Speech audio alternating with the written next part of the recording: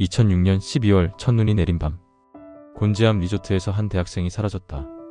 어디에도 그녀의 흔적은 남아있지 않았다. 15년이 지난 지금까지 그 새벽에 무슨 일이 있었는지 아무도 모른다. 안녕하세요. 방문해주셔서 감사합니다. 구독과 좋아요는 이야기를 만드는 데 큰 힘이 됩니다. 오늘의 이야기 바로 시작하겠습니다. 2006년 12월 23일 오후 2시, 경기도 광주의 곤지암 리조트 주차장에는 차들이 빼곡했다. 겨울방학을 맞은 대학생들, 가족 단위 여행객들이 스키 시즌의 시작을 알리며 리조트로 몰려들었다. 그 사이로 낡은 그랜저 한 대가 천천히 주차장으로 들어왔다. 차에서 내린 4명의 여대생 중 정아리는 가장 조용한 편이었다. 검은색 패딩에 청바지, 목에 걸린 은색 별 모양 펜던트가 햇빛에 반짝였다. 친구들이 짐을 꺼내는 동안 하리는 리조트 건물을 올려다보며 잠시 멈춰섰다. 무언가를 떠올리는 듯한 표정이었다. 체크인을 마치고 4층 객실에 짐을 풀자마자 일행은 스키복으로 갈아입고 슬로프로 향했다. 오후 내내 스키를 타고 저녁 6시쯤 객실로 돌아왔다.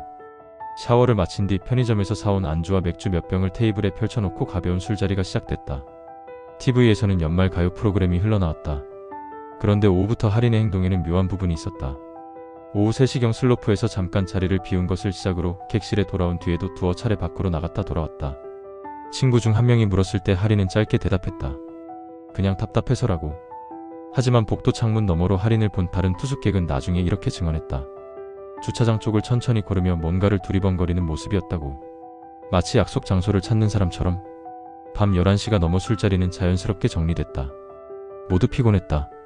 내일 아침 일찍 다시 스키장에 나가기로 했다. 불을 끄고 각자 침대에 누웠다. 창문 밖으로는 첫눈이 조용히 내리고 있었다. 하린은 침대 시트 사이에 휴대폰을 끼워두고 눈을 감았다. 자정이 조금 지난 시각이었다. 12월 24일 새벽 1시 5분. 어둠 속에서 희미하게 움직이는 그림자가 있었다. 하린이었다. 그녀는 조심스럽게 이불을 걷어내고 침대에서 일어났다. 잠옷바지 위에 패딩 점퍼를 걸쳤다. 슬리퍼를 신고 현관 쪽으로 천천히 걸어갔다. 휴대폰은 침대에 그대로 두고 갔다. 문손잡이를 돌리는 소리가 작게 났다. 침대 맨 안쪽에 누워있던 친구가 잠결에 눈을 떴다. 희미한 폭도 불빛이 스며들었다가 다시 어두워졌다. 문이 닫히는 소리였다. 친구는 화장실 가는 거려니 생각하고 다시 잠들었다. 그것이 정아린을 본 마지막 순간이었다. 새벽 3시쯤 같은 층 복도 끝 객실에서 한 남성 투숙객이 자판기를 이용하려고 나왔다. 복도는 텅 비어 있었다. 엘리베이터 표시등은 1층을 가리키고 있었다. 조용했다. 창밖으로는 여전히 눈이 내리고 있었다. 오전 7시. 알람 소리에 친구 3명이 거의 동시에 잠에서 깼다.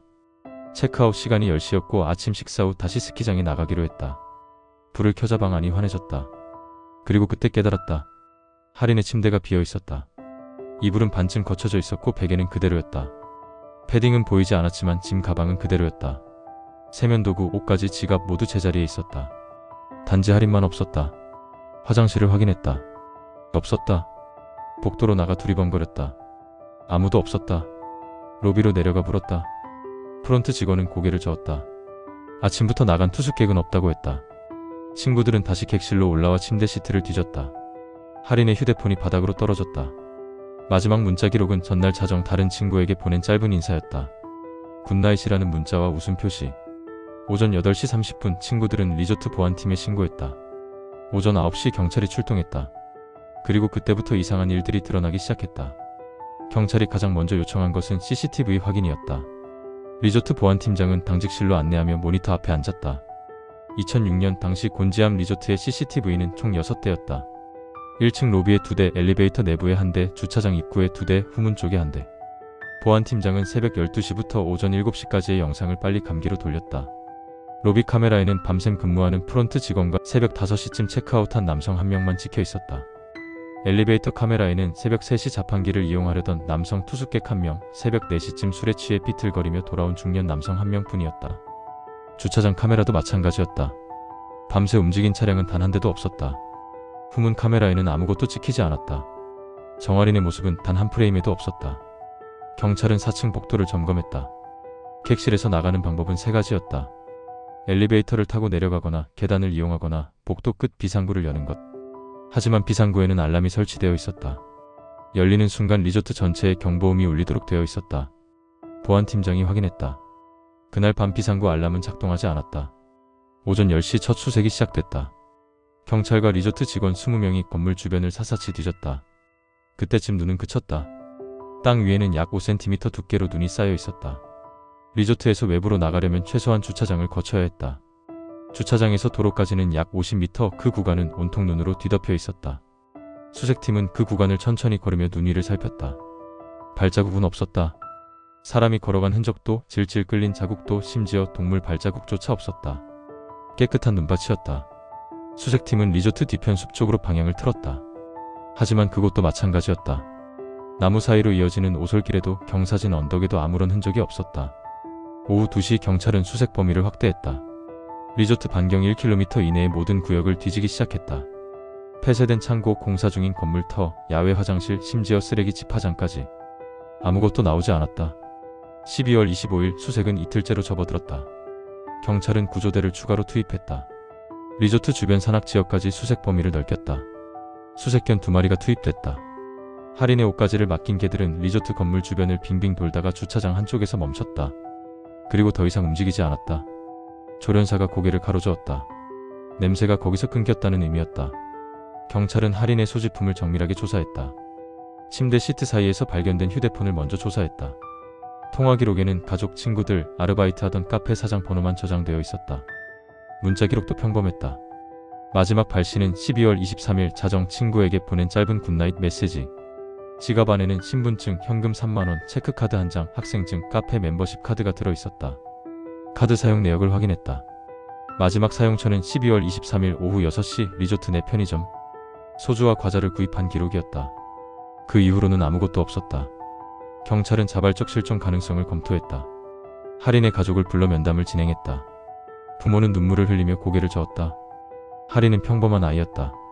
학교 생활도 무난했고 친구들과도 잘 지냈다. 경제적으로 어려운 것도 아니었다. 가출할 이유가 전혀 없었다. 친구들도 같은 말을 했다. 할인에게 남자친구는 없었다. 최근에 누군가와 다툰 일도 없었다. 학교 성적도 괜찮았고 취업 준비도 차근차근 하고 있었다. 그저 조용하고 성실한 학생이었다. 경찰은 리조트 직원 전원을 소환해 조사했다. 당일 근무했던 프론트 직원, 청소 담당, 식당 직원, 보안 요원 모두 할인을 기억하지 못했다. 투숙객이 워낙 많았고 할인은 특별히 눈에 띄는 행동을 하지 않았다. 단 한 명 주차 관리 직원만이 희미하게 기억했다. 오후에 주차장 쪽을 서성이던 여성을 봤다고. 하지만 얼굴은 정확히 기억나지 않았다. 그냥 지나가는 투숙객 중 한 명으로 여겼다. 12월 30일 일주일간의 대대적 수색이 종료됐다. 발견된 것은 하나도 없었다. 옷가지 한 조각, 신발 한 짝, 머리카락 한 올조차 나오지 않았다. 사건은 완전한 제로 상태에서 멈춰섰다. 2007년 1월 새해가 밝았지만 할인의 행방은 여전히 오리무중이었다. 언론은 며칠간 이 사건을 다뤘다. 스키 시즌 한복판에 일어난 미스터리한 실종 사건. 기자들은 리조트를 찾아와 취재했고 몇몇 방송에서는 재연 프로그램을 제작하겠다는 제안도 들어왔다. 하지만 단서가 전혀 없었다. 새로운 목격담도 추가 증거도 나오지 않았다. 경찰 브리핑은 매번 같은 내용의 반복이었다. 수사 중이다. 제보를 기다리고 있다. 새로운 사실이 밝혀지면 공개하겠다. 기사는 점점 짧아졌다.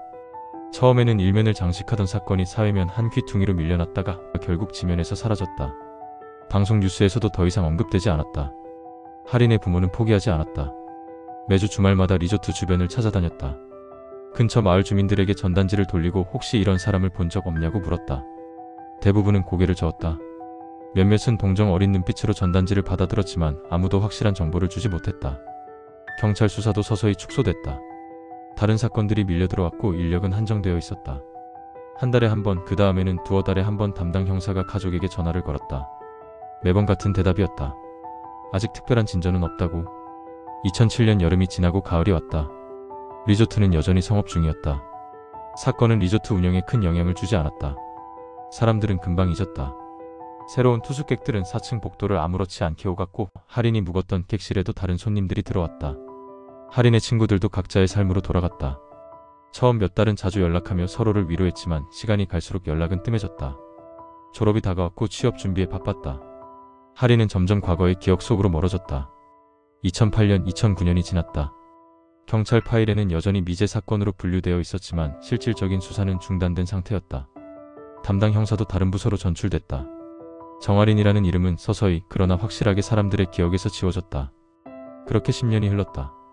2021년 4월 서울 마포구의 한 원룸에서 정유빈은 노트북 화면을 응시하고 있었다. 중고거래 앱이었다. 액세서리 카테고리를 무심코 둘러보던 중 스크롤을 멈췄다. 은색 체인의 작은 별 모양 펜던트. 사진 속 목걸이는 오래되어 보였다. 체인 일부가 살짝 변색되어 있었고 별 장식도 광택이 바랜 상태였다. 하지만 유비는 한눈에 알아볼 수 있었다. 그것은 언니의 목걸이였다. 정확히는 언니가 고등학교 졸업할 때 할머니에게 받았던 목걸이와 똑같은 디자인이었다. 뒷면에 이니셜을 새겨 넣을 수 있는 맞춤 제작 제품. 할머니는 단 하나만 주문했었다. 언니 이름의 이니셜 HJ. 유비는 확대 사진을 클릭했다. 별 장식 뒷면이 확대되어 나타났다. 흐릿하지만 분명히 보였다. HJ라고 새겨진 작은 글씨. 심장이 빠르게 뛰었다. 판매자 프로필을 확인했다. 가입일은 2020년 11월, 거래 후기는 3건뿐이었다. 판매 지역은 경기도 광주. 가격은 15,000원. 상품 설명에는 짧은 문장만 적혀 있었다. 오래된 디자인, 선물 받은 것 같음, 실착용 없음. 유비는 떨리는 손으로 메시지를 작성했다. 이 목걸이 어디서 구하셨는지 여쭤봐도 될까요?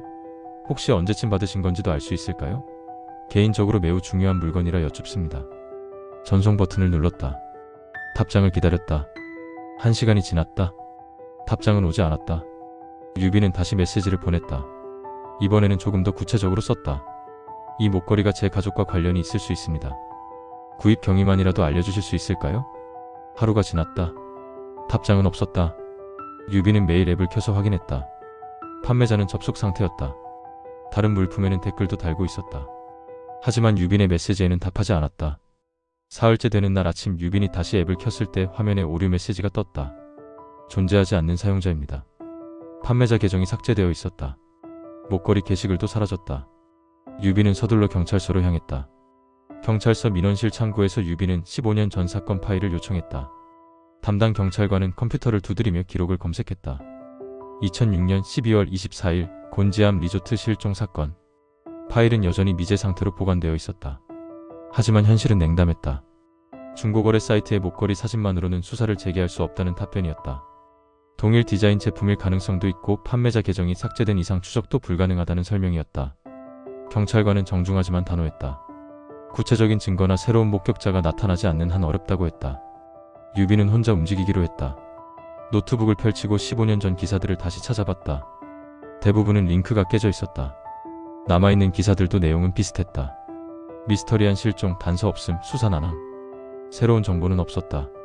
당시 함께 여행 갔던 친구들에게 연락을 시도했다. SNS를 뒤져 3명 중 2명의 연락처를 찾아냈다. 메시지를 보냈지만 답장은 간단했다. 오래된 일이라 기억이 잘 안 난다. 도움이 되지 못해 미안하다. 유비는 리조트 측에도 연락했다. 당시 근무했던 직원 명단을 요청했지만 개인정보 보호를 이유로 거절당했다. 대신 리조트 홍보팀 직원이 전화를 걸어왔다. 15년 전 일이라 당시 직원 대부분이 퇴사했고 기록도 보관 기한이 지나 폐기됐다는 설명이었다. 유비는 인터넷 커뮤니티에 글을 올렸다. 2006년 곤지암 리조트 실종 사건을 기억하는 사람이 있는지, 혹시 당시 그곳에 있었던 사람이 있는지 물었다. 며칠간 댓글이 몇 개 달렸다. 대부분은 사건을 처음 듣는다는 반응이었다. 한 명은 뉴스에서 본 것 같다고 했지만 구체적인 내용은 기억하지 못했다. 시간이 모든 것을 지워버렸다. 15년이라는 세월은 단순히 긴 시간이 아니었다. 그것은 사람들의 기억을 희미하게 만들고 기록을 폐기시키고 연결고리를 끊어버리는 절대적인 장벽이었다. 유비는 마지막 방법을 생각했다. 직접 그곳에 가보는 것. 언니가 마지막으로 있었던 바로 그 장소. 5월의 어느 주말 유비는 곤지암 리조트로 향했다. 리조트는 15년 전과 크게 다르지 않았다. 건물 외관은 약간 리모델링 되었지만 전체적인 구조는 그대로였다. 주차장도 로비도 엘리베이터도 익숙한 풍경이었다. 유비는 옛날 사진을 보며 이곳을 외워왔다. 4층으로 올라갔다. 복도는 고요했다. 당시 언니가 묵었던 객실 번호를 기억했다. 406호. 문 앞에 섰다. 녹화할 수는 없었다. 그저 서 있을 뿐이었다. 복도 끝으로 걸어갔다. 비상구가 있었다. 15년 전 그날 밤 알람이 울리지 않았던 그 문. 손잡이를 잡았다. 문을 열자 삑 소리가 났다. 알람은 지금도 작동하고 있었다. 밖으로 나갔다. 비상계단이 이어져 있었다. 천천히 계단을 내려갔다. 1층 출구로 나오자 리조트 뒤편 숲이 보였다. 나무들 사이로 좁은 오솔길이 있었다. 유비는 그 길을 따라 걸었다. 아무것도 없었다. 나무와 풀과 흙뿐이었다. 15년이라는 시간은 모든 흔적을 자연으로 되돌려 놓았다. 언니가 여기를 지나갔을 수도 있고 아닐 수도 있었다. 알 수 없었다. 주차장으로 돌아왔다. 언니가 오후에 서성했다던 바로 그 장소. 지금은 차들로 가득했다. 가족 단위 여행객들이 트렁크에서 짐을 꺼내고 있었다. 아이들이 웃으며 뛰어다녔다. 평범한 주말 풍경이었다. 유비는 리조트 입구 벤치에 앉았다. 노을이 지고 있었다. 저 멀리 산 너머로 해가 기울었다. 언니는 어디로 갔을까? 누군가 데려간 걸까? 스스로 떠난 걸까? 사고였을까? 아니면 그 무엇도 아닌 설명할 수 없는 일이었을까? 15년간 아무도 답을 주지 못했다. 경찰도 언론도 목격자도 그 누구도. 유비는 가방에서 작은 사진 한 장을 꺼냈다. 언니의 대학교 입학 사진이었다. 환하게 웃고 있는 얼굴. 목에는 은색 별 모양 펜던트가 걸려 있었다. 해가 완전히 졌다. 리조트의 불이 하나둘 켜지기 시작했다. 유비는 천천히 일어나 주차장을 향해 걸었다. 정아린의 실종 사건은 오늘도 아마 내일도 그 이후에도 여전히 미제로 남을 것이다. 답이 없는 질문처럼, 끝나지 않는 문장처럼 그저 공백만이 남아있을 뿐이다. 오늘 이야기는 여기까지입니다. 오늘도 좋은 하루 되세요. 감사합니다.